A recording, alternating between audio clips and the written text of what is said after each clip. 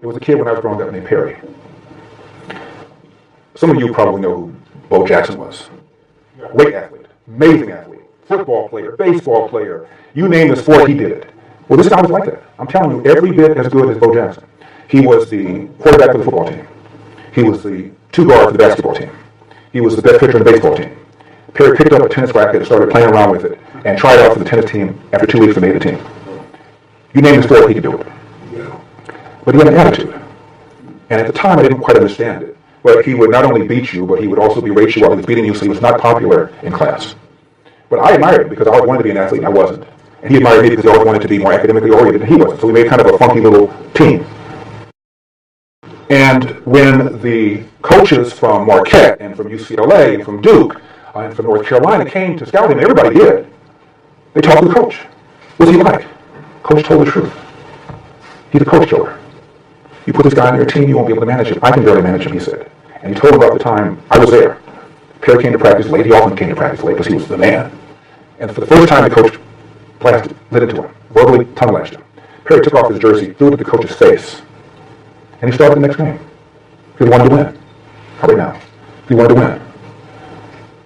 And rather than sit his ass down and say, this is how it's going to be, this happened to him over and over and over again. I'll tell you one time, we were in the 3rd or 4th grade, and they were choosing all-star players for kickball. I don't know if they still play kickball now.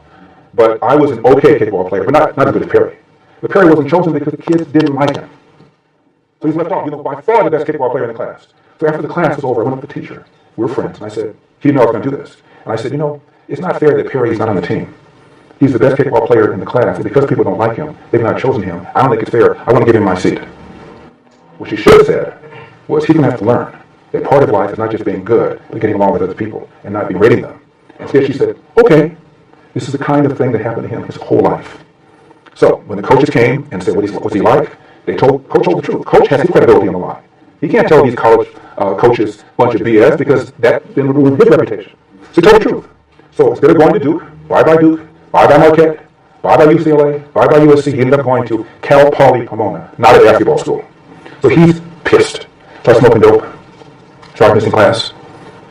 Make a very long story short, we grew up not too far from each other in a small little house. He had a room in the back. Right now, as we speak, Perry is in that same house, and he's in the room in the back as we speak. All that potential. Change his name to Abdul. I go away to college. I come home. I go to visit him. My name is Abdul. Don't call me Perry anymore. Well, I'm not being called by my slave name anymore. I'm calling Abdul. And I told him, Arabs took more blacks out of Africa and took them to South Africa and the Middle East than white Europeans took blacks out of West Africa to North America. That's a lie. I said, I don't know what I'm talking about. And he told me about how he was oppressed because of the man. I said, Perry, and he had a bunch of kids in the neighborhood listening to him at the time. I said, you can tell these kids all that BS. I know you. I've known you since the 2nd grade. We had the same teachers. So whatever the white man did to you, he did to me. How come he didn't hold me back? I said, what you did was on you. What you did was anger. And I found out later on about how much anger he had against his father. Generally speaking, when I grew up in the 60s, virtually nobody came from a single-parent household. There was one kid down the street named Greg who didn't have a mom, and she died.